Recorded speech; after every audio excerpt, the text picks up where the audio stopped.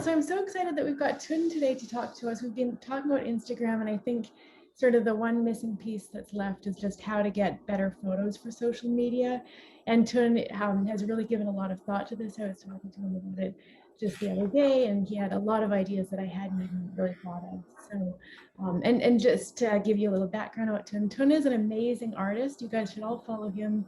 I'll send you his social media link at the end of the call.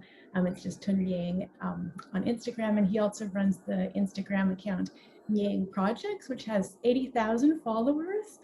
And he runs the Instagram accounts for certain schools and galleries, and he also has a course on this particular topic about getting better photos for Instagram. So. All right. I like to kind of start off a little bit of background as far as what I've done with photography. So I've been helping artists and galleries with their photography, with taking pictures of finished artwork, which I've learned that it's totally different from what you're doing for images for Instagram. And we've kind of come up with this term, just talking with a bunch of different friends, called context photography. And so you have static photography, that is images cropped to the borders of the artwork. And that's for professional paintings. That's something you put on your website. And that's a static thing. So you want to think of it, your professional art website, as like a museum, and images that you take for Instagram and other social media platforms, context photography, that's sort of like improv that you're doing, performing for an AI and your audience. So you kind of have to walk a tightrope of pleasing both parties. So how do you do that? First of all, you have to understand that it is an engagement. When you post images online, like, you want people to engage with the information or whatever you're posting. And for them to do that, they have to know what they're looking at. So the first thing is, you got to ask, you have to be able to answer a couple of questions. What is it? Where is it? When is it? And how?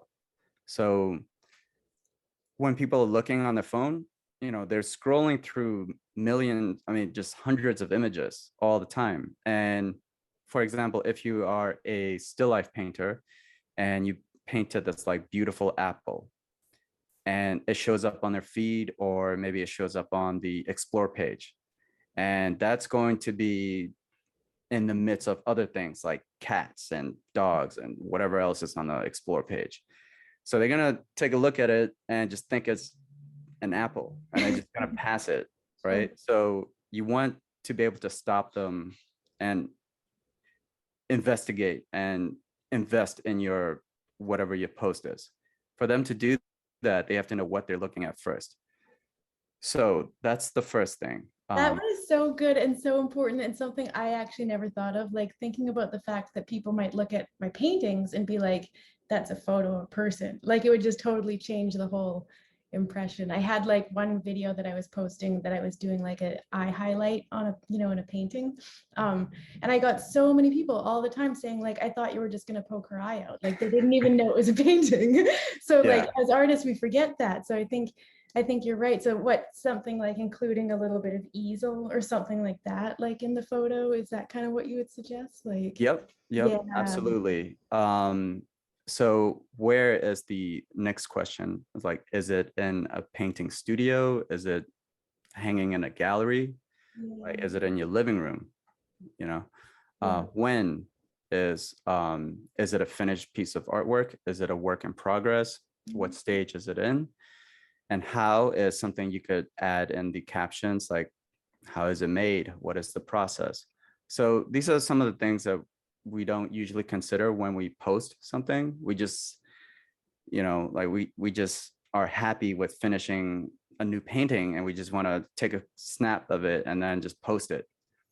But I am suggesting to take a pause and think about these questions and then go through the motions. there are many other things involved, like lighting and composition also, which I'll be talking about later, but those are pretty in-depth. But the basic thing is to make sure that obviously you have good lighting, whether you're using artificial lighting or you using daylight. And if you're using daylight, you want to have a really good control and understanding of like where the best place to take a picture of your artwork is, and what sort of backgrounds are you using, and what is that story saying.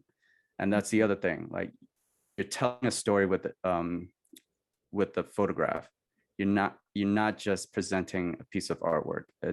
You're telling a story. So maybe it's a work in progress. So you take a picture of it, maybe next to an easel. So that's telling you a couple things. It's like, okay, this is an artist studio. I'm looking at a painting that's in progress. Maybe you have some paintbrushes next to it. So now they have a better understanding. Okay, so this is a painter. Maybe they'll see oil paint or acrylic paint. You know, Totally. they don't Also, know. and that gives you an idea of scale too. I was just thinking, like, Absolutely. Brodsky puts like a little paintbrush beside her Yep. painting, and all of a sudden you realize it's like the size of a quarter. Like you would never know. Yeah. Yeah. That's a really big deal because personally, I make paintings that are like 6 by 12 inches. They're pretty small. They're like this. But Wow. when you look at it on your phone, you have no idea what size they are. I've had people tell me, they think that it's like Totally. 20 inches Yeah. long. And I'm like, no, and that's my fault because I never did a context photograph of like the thing next to something else to show scale. So I think that's really important. Yeah. Um, I was thinking about the how one too. Is that like when you see artists that are kind of saying in the comments like a bit about their technique or something? Would that be kind of like, I mean, it's not really to do with the photo specifically, I guess, but it kind of touches on how. And I find that yeah. effective. Like people end up reading that whole long thing, like, oh, I started with this and then I did that. And it's a bit of a sort of tutorial for people like. Yeah, I mean that really depends on the style of like how you want to present it. Some people do have like a lengthy explanation, and some people just maybe answer questions. True. So whether it's a video or like just a carousel of uh, different images showing the process. True, So it true. could be that. That could be like the how. Like Okay. this is what I started with, and these are the middle stages, and this is the end. So some people, you get an idea. But that really depends. Some people, I know you, Kristy, do not like showing your artwork in the beginning stages, which is totally fine. I get Until it. it's finished. Whereas As I'm long the as I can complete see it's opposite. going to turn out in the end. Yeah, Mhm. I like to show the entire process, just so people understand, especially if you are a photorealistic painter like I am. People tend to just take it at face value. So that's the other thing to keep in mind. We always assume that people know that we're painters or we're artists and that what we're presenting is a work of art. People do not know that. They're just taking everything at face value. That's a picture. That's, like it's just, Totally. so you just have to kind of stop them in the tracks and be like, no, that is not a photograph. That is not just an, yeah. It's So, way more impressive if it's an amazing painting of an apple than just like a photo of an apple. Like that totally changes right. the whole Yeah, thing. Yeah. exactly. And whatever the scale is, maybe if you're doing like this huge painting of an apple that's bigger than life size, how do you show that on a phone? Like, Yeah. maybe you want to stand next to the painting. That would be helpful. So, those are just a couple of little things to keep in mind. Uh, and the And interesting thing about lighting too, like you were mentioning, like what kind of lights do you have in your studio? I know people yeah, are asking me about lights. I'll right, talk. right. So I have seen some artists that are just using some like really warm yellow incandescent lights, and it really makes your work look bad. Yeah, Um, that's the one thing you shouldn't do, I feel yeah, like. like no matter how good your painting looks, Yeah. um, if you don't have the right lighting, obviously it's just going to ruin it. And you don't want to be doing that. You want to stack the decks in your favor. So absolutely invest in some good lighting. What I use, what I believe is good is lighting that replicates daylight, and that's around like 5500 Kelvin. That's daylight. That's like good daylight. That's very white. So I use LED lights. I have two sets of LED lights that are 5500K, and they're very good to take pictures of paintings. They're not good for taking pictures of people because it kind of makes your flesh look too cold. Yeah. So It's yeah. interesting. I actually have the exact same. So I don't have the LED, but I'm going to try them out. I think that's really interesting that you actually have pinpointed the number. I always wonder about that 5500K for the daylight number, color number. But I know Yeah. I'm the same. Definitely, I like the cool lighting. I just have like cool fluorescent bulbs and either like LEDs and fluorescents. They're not terribly expensive or anything either, but they're just No. cool, which is the only thing that matters. But it is Yeah. interesting if we're taking a photo of ourselves. Today I have okay lighting on my face, but I don't know if you guys remember like a month or two ago, I had all the cool lighting and I looked like a white blue ghost. Like it looks terrible on the face. So yeah. So there's a, yep, sorry. No. I think that's about it, but that it is interesting about the theories for lighting. My question was to understand a little better, why does the warm light look better on people and doesn't look good on objects, or why do you think that is? I have some theories. I want to hear what Tim thinks first, and then I'll see if I have anything to add. Do you have any theories on that? Well, you use like a lot of fashion photography does use like flashlights and like really like white cool lighting. Mm-hmm. But they balance it out with a lot of makeup, and they also do a lot of post-production work. So the cool lighting is really good for just getting the brightness, but you will also notice that you need to, it's hard to explain without like getting into post editing, but if you use warm lighting on flesh before post, like on the shoot, it's just going to make it a lot easier when you edit the photograph later, when you like white balance it and when you're like tweaking the skin tones. So obviously, when you go out at noon, for example, that is the worst time to take a picture of yourself, because the light is just too bright and it's coming directly down, and you're going to get like these raccoon eyes, and everything is kind of blown out. So that's definitely don't want that. So when they say the golden hour, that's like in the morning and in the evening, like sunrise and sunset. And you'll notice that the light is very warm. That's right? true. And that's what you want. That's what looks really good on the skin. Yeah. And daylight is kind of replicating just like a little bit before that.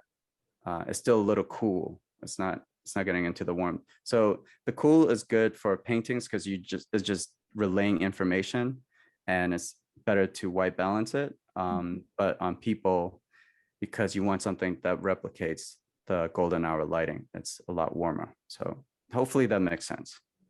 That's interesting. I think that does make sense. I think too, like what I find with paintings is like if you're painting in warm lighting, it does something weird with the yellows. And then you take the painting in real lighting, like outside where it's true lighting, where you're seeing what you painted, and you look and you're like, I can't remember what it does. Maybe you don't see the yellows as you're painting it. So you take it outside into natural lighting, and all of a sudden you're like, my flesh tones are actually yellow. They look flesh in normal lighting. So it does something weird with the colors. Yeah, or when your painting arrives at the gallery and you're like, yeah, exactly. And they've got proper lighting and you're like, I didn't realize I made everyone yellow. Yep. And then what else was I thinking, like with the lighting? Oh, I had another thought, but I'm forgetting it right now. I'll think about. But yeah, the warm. Oh, the other thought that I was thinking, just to be clear, that's interesting. I'm not sure what you prefer. I'm curious, Tun, but for me, I prefer when I'm actually painting a person, though. like I've got a model in my studio. I light them with a cool light source because I like the highlights to be a little bit cool. It looks really good in a painting. But just yeah, the photo, like if I'm taking a photo of me or if I'm sitting here in front of Zoom and I want the lighting good on my face, I don't want to look all blue, like it does something like weird or something like that. I guess it washes it out too much. Yeah. Like right now I have a LED light that's coming down this way, but I also have daylight coming this way. So this side of my face is a little warmer. I see that. You'll Yeah, notice that it looks a little bit more natural, whereas this is like that highlight here is like too much. So but if I was painting you, it would be perfect. maybe, I don't know. Because yeah, I like cool lights on like a model. Yeah. So hopefully that answers some of your questions about lighting. And so I'm also, I'm in the midst of creating this video course where I put in a lot more information in it. So this is just like a really condensed version of it. And there's also composition, right? When you're taking pictures of your paintings, the context photography, the easiest thing to use is the rule of thirds. And you have this on your phone and you have this on your DSLR. It's just a grid. And what you want to do is line up the focal point on either the top left or right corner of the grid.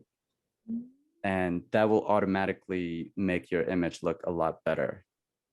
Like if you have a painting sitting on an easel, and maybe perhaps you have the subject matter behind it, you want to sort of line up that painting on the left or right side of that grid. So that's just like a really simple thing to remember. And that's on your phone. So if you're taking pictures with your phone, like you can do that easily because the grid's already there. But if you have a DSLR, it'll be in a horizontal landscape mode. So, just keep the same concept in mind. That's a really good tip. Yeah. And I guess too, you were saying like just the other day when we took a photo of our sketching outdoors, it was like, it was still mostly focused on the art. We kind of kept the art focused and just had a little bit of the background and say that top third and maybe a bit to the edge. So it doesn't have a lot of context, it seems like. Is that kind of? Yep. It's just like, it could just be a hint of it. When I was playing around with this, I also realized that, so, think of like the negative space also. So it's sort of like the yin and yang, right? So you want there to be enough negative space, but it's like a equal balance of it if you do it right. Doesn't have to be totally 50-50, but at least, that's like, you're thinking like, it's like two L shapes sitting on top of each other like that. Oh, cool. That makes sense. Yeah. Yeah, that's interesting. If you're taking this in portrait mode, if it's a vertical, and same thing if you're taking it in a horizontal. Yeah. Do you really suggest like portrait mode for like Instagram and stuff like that? Yes, that's another thing I started researching more. So the portrait mode, which is take a picture on your iPhone, that is in the aspect ratio of 4:3, but Instagram only allows the aspect ratio of 4:5. So what it does is it's going to crop your image down on the top and bottom a little bit. Now, and on the feed, on the post feed, it only allows 4:5 square and 16:9. So 16:9 is like the little horizontal strip. Like, so if you take a video, you're usually shooting in 16:9 aspect ratio, like on your phone, if you have it in landscape mode. You can like zoom in and it'll let you zoom in into the video, I think, and turn it into a square, but it zooms in into the middle. So if your video has like things on the side, you can't control that. My recommendation is to take images in the portrait mode because it has the most real estate on the phone, on the post feed. Totally. It's like it shows up the most. Yeah. And so that's in the portrait mode on the aspect ratio of 4:5. So That's just interesting. I would recommend doing that. Yeah, totally, because it's just bigger when people are scrolling through. They're just like seeing a big image, so it just has more impact. Yeah, and if you do have a square, like Yeah. you could do like an envelope where, like, you know, it'll just it gets a little tricky when because I run like other accounts. It's tricky when you have a couple of different images in a carousel and all the images are different aspect ratios. Maybe like one image is square and one image is in a portrait mode. And the problem with that is on Instagram, they only allow you to use the first image as the aspect ratio for the rest of the images in the carousel. So if the first image is square and your second image is like a 4:3 aspect ratio, it's going to squeeze it down. So it's going to get cut off. Yeah. So if you're going to post carousel images, like multiple images, keep that in mind to like keep all of them in the same aspect ratio.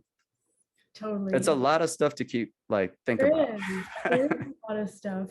This is all such good stuff too. Maybe we can touch on videos if we have any ideas, but first I just want to open up and see if anyone has any questions or any thoughts, anything that has come up along the way, whether it's about photographing your art, getting best lighting or anything else, or it seems like everyone's following along well and there's no questions. Well, yeah, so you can always, oh, Maya, do you have a question? Yeah, I recently got a light for my studio. Sweet. It's 500K or okay, or yeah, is it 5,000K? 5,000. Okay. That seems good, right? I think. Yeah. Yeah. Is that okay? That Yes. seems, That's yeah. like closer bright. to the, yeah, like cool daylight white. Yeah. So I have to return. I got a bunch because I need to put them in my ceiling. So I have like this big box. Oh, All right. That looks like, was Those it look incandescent good. lighting? Yeah.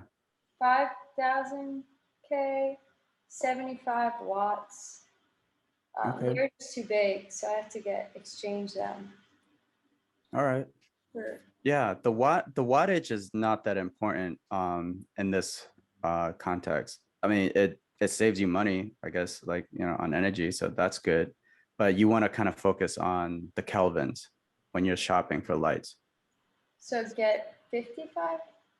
Yeah, something around that range, like 5,000 to 5,500, or like between 5,000 to 6K is like a good daylight. Okay.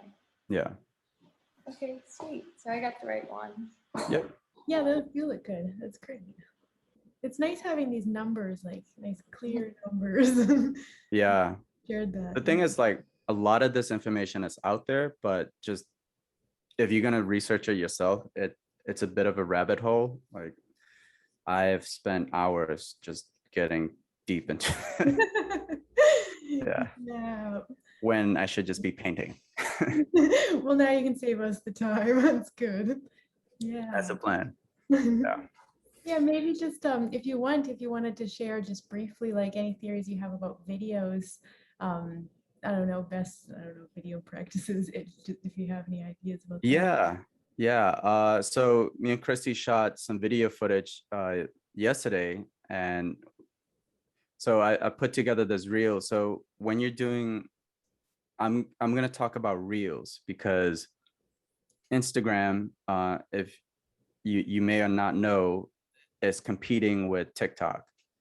And I'm just assuming you know what TikTok is, but Instagram is pretty much competing with TikTok and Snapchat.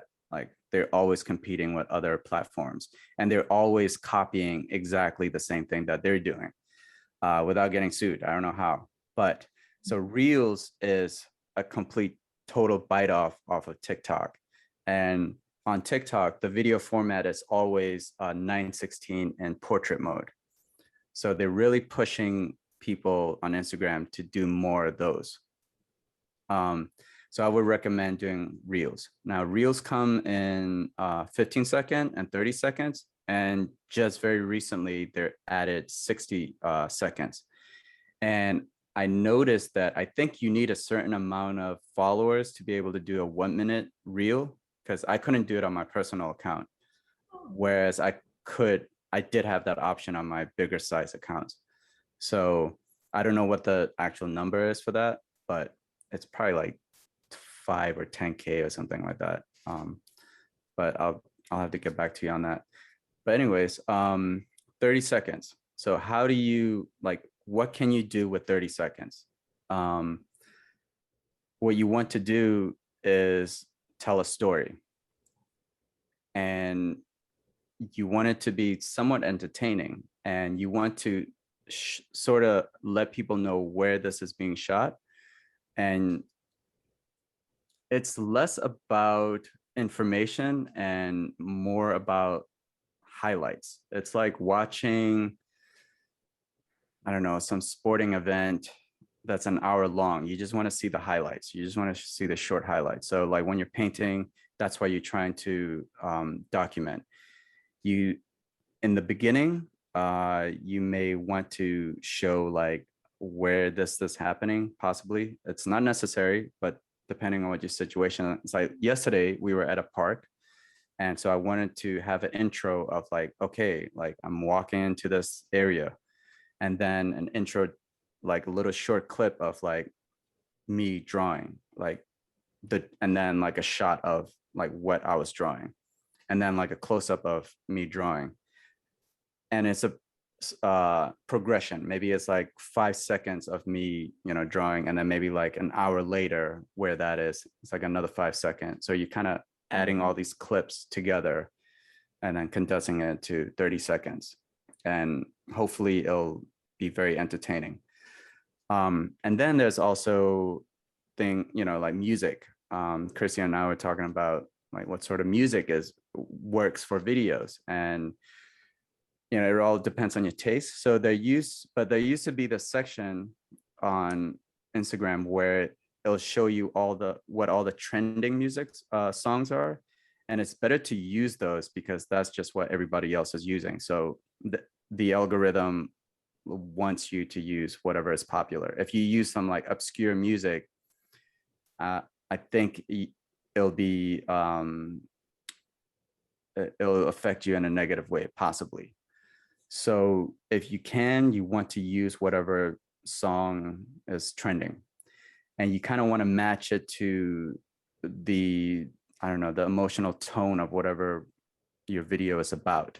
And it's great if you can match the beats to whatever movement you're doing.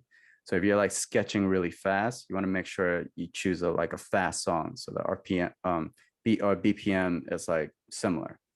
So actually, I think TikTok does such a good job at its music recommendations. Instagram doesn't do like music recommendations. But yeah, actually, I just learned yesterday, for those of you who aren't like sure how to find the trending music now, Tony showed me you can actually just search trending in the music. Like, so with IG Reels, you're able to use any music. Like, you don't have to worry about copyright, which is different from Instagram. Like IGTV videos and stuff like that. So that's what's really nice. It lets us use like any music. But if you want to choose like a trending song, you can actually just type trending into the search bar, and then that actually shows up like the trending ones. Oh yeah, one more thing. Don't turn your account into a business account. This is like a big deal if you're planning on making reels, because what happens once you turn it into a business account is it hugely limits the type of music that you have available to you. I don't know why, but the selection of music just gets really bad. And even if you go back to a personal account, that thing stays with you. Like, you can't change it back. So yeah, don't do that. That's good to know. I bet it has to do with copyright issues. That sucks. I see your hand going up, Maya. Go ahead. Do you have a question? Instagram, I noticed, had a feature where you could do creator accounts, like make creator accounts. So I did that because it said it's supposed to help artists and like stuff like that. Yeah, actually, I think that's what I did too. I almost forget. I think if you just search for a song like in your music, basically if that song shows up, then you're okay. But if in the music you search for the song that should be there and it's not there, then it looks like it's like limiting the music that you have access to. But I don't think it does that with the creator account. Do you have a creator account, Ton? I think I do. Account is fine. I don't know if I do or not, Yeah, actually. I don't remember for sure. I have a vague memory that I might have done that. I think it is. Yeah, I may have. I don't know. But whatever I have, I don't think it affects it. It's just like a business account is the thing that affects the music selection. Yeah, that sucks. It's good to know. Yeah. Yeah. Oh, well, this is all such good information. Yeah, does anyone have any more questions? Maya, do you have a question? Yeah, I mean, I feel like Instagram and TikTok are both like evil in a way because you can do all the right things and still get nothing. And like, it also depends on the time of day, and like, you can calculate this whole formula. And like, I feel like on TikTok, the most views I get is when I destroy my artwork. Yeah. Oh, wow. So Okay. bad, but like, people are like, I don't know. I find it's like hard to win with reels. Like sometimes you can, but like it can be something so dumb that you put such little effort, but you get much more like, you're like, wait, I did so much effort for this one. I picked the right song and I got nothing. And then like, I just did something random and I was like, oh, whatever. And then I got all these views and I'm like, why does that happen? That's true. I know what you mean. Yeah. Yeah. Yeah, I think it's because like that when you're thinking about the audience, like, you know, it's from all walks of life, and like you have no idea. Like if your video ends up on the feed, on the explore page, like you're just gonna have so many random people watching, you know, liking it for completely different reasons that has nothing to do with art sometimes. So you can't control that, but at the same time, you need it to get there. So you have to somehow please a wider audience, which is really difficult if you're trying to make like serious artwork, right? Because people are responding to cat videos or like, I don't know, whatever it is they're into right now. And it's like, that's why creating entertaining content for painting is really difficult, because it's like watching paint dry. Like watching somebody paint is the most boring thing ever. Like even if the painter is really interesting, if you do it for a couple hours, you're like, okay, I've had enough of this. So and the attention span of the audience you're dealing with is so like short. So you know, it is an uphill battle, but Yeah. you know, you shouldn't give up. Like I think Especially at first, I feel like and also like if with Instagram, if you've like had like shadow banning, say you posted like a nude and then you didn't think of it like, oh yeah, I guess that is a nude, and then you get shadow banned for a little bit, and you know, and then the algorithm doesn't like you as much, and so your account's not performing as well. And it's kind of a little hard to like recover, but I had all of that happen to me. But then I did end up like, now my account is finally functioning, but I really remember when it was like kind of held back, like really held back, and it was kind of disheartening. I also did do some like paid posts on certain accounts like Blue Review and Creative Uprising, which it's really not a bad idea, like because then you could get a whole bunch of followers. It just makes your account kind of pick up, like and it's about $45, $35 to $45 to do like a paid post, so it's not that much, you know. yeah, I would do that instead of like doing the paid posts through Instagram, because that Oh messes yeah, up the oh no, algorithm. yeah, totally. I would choose a specific social influencer. That's true. Yeah. So social influencers like Blue Review or Creative Uprising, and it just gets your account happening. And so I think I did a few of those. I started to make way better content. I started to post twice a week. I got through that totally annoying phase of like posting really good stuff and nobody was seeing it. It was okay. I mean, not that it was really great, but it was like, I thought it was pretty good, you know? And then finally, my account is like fully functioning, and now it's rolling, but it's like, I think it can take a kind of like really big push to kind of get it like going once it's being Creative rolled out. Uprising is like you pay for followers, or what is it? No, oh yeah, and so I would never do like this paying for followers thing. Creative Uprising or Blue Review, they're two like social influencers, so they're like really big Instagram art accounts. I don't know how many followers Blue Review has off the top of my head, but say it's like 600,000, just like I think it's around there probably. What do you think, Toon, about that? I think so, yeah. Yeah. And there's also Academic Artworks, which has like 1 million followers. And so you can write to them, send them like a direct message and be like, hey, would you be interested in, you know, promoting my work? And then they'll go to your page, they'll look at all your art, make sure your page looks really good by the time you reach out to them. So have a lot of good content on there, you know, and then they'll go to your page, let them choose which one, like don't tell them which one, just let them choose because they'll know their audience, so they'll know which one's best.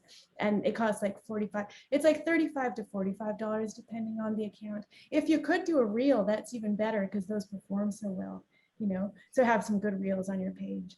And then they post that on their page and they tag you. They're like, hey, look at this amazing piece by Maya. And then people see that, real people, and then real people like who like your art follow you, and it just gets like your account functioning again, because all of a sudden all these like maybe 300 new real people have started following you, and Instagram is like, bing, who's this, you know, and it starts to get your account like running better. Yeah, the best way to do that is to coordinate it. So let's say you reach out to 2 different influencer accounts, and you make sure that the image or the reel that they're using is going to be the first thing that people see once they come to your account.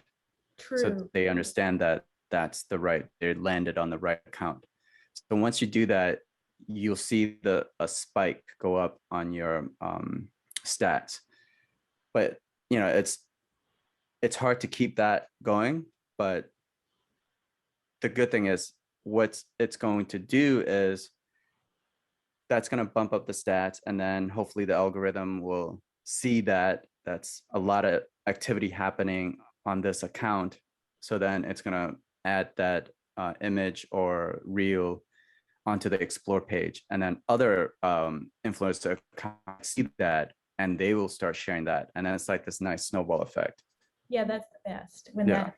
Exactly. And then all these accounts, if you're lucky, start all posting now for free that same image of yours, and it just that's the ideal. Like sometimes that happens. And I think what you said there, Toon, is so true. So find out when you've reached out to the social influencer, they've chosen which reel of yours they're going to share, have them tell you which reel and what day they're going to share it, and then make sure that you share that same reel on your you know, on your feed, you know, reshare it, whatever. It's okay to post the same thing twice so that it's at the top of your feed, so that, yeah, like Toon said, people will see the reel on their thing and then they'll go to follow you and they'll see it on yours and they'll be like, ah, that's the reel I like, I'm going to follow her. I'm really glad that you were able to join us and share all this information with all of us. It's a pleasure. So I hope you've enjoyed this and found this information helpful. And again, if you'd like to get in touch with Toon, just take a look at the links that I've included in the description of the class, and you can find out more about the courses he offers.